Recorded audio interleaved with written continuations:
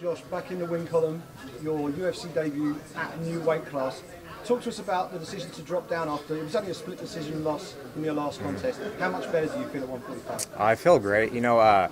My goal when I got to the UFC was to fight in the featherweight division, but since I got in at 55s and it was working well for me, I just decided to stay there. I guess kind of complacent, but as far as strength goes, I felt, strength was never an issue in that division, but if you look at the stats, I think it's myself and Nick Hine. We are the smallest lightweights in the division.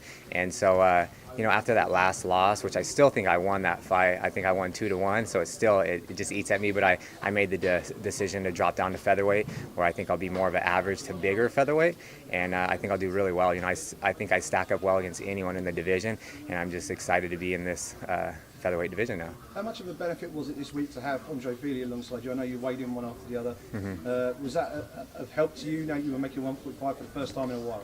Yeah, definitely. Andre and I have been training partners for such a long time, and the funny thing is my pro debut was at 145s, and Andre and we fought on the same card. I think he was 4-0 at the time, and so it was just awesome. Now I'm making my featherweight debut again in the UFC, and Andre and I are right on the same card. So he's a great guy, one of my main training partners, and we're both gonna get big wins here tonight and go have some fun and check out Poland. It's an amazing city, and we've been having a blast sightseeing, and I'm stoked to just keep that going.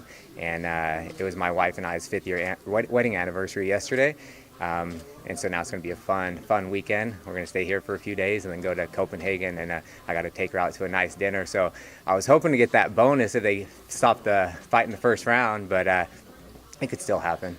How wary did you have to be of not overly sort of committing in that first round? You dropped it a few times, but you still had 2 more rounds potentially to go.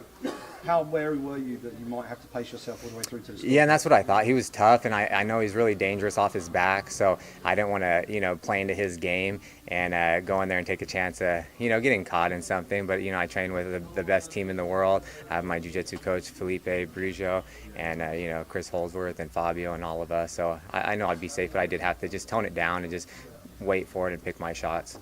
Josh, there was a number of times in the first round when you did knock him down. Did it run through your mind that you might be playing possum, or do you think he was actually hurt? No, I knew he was hurt. I could see his eyes roll back in his head, and he just kind of looked confused.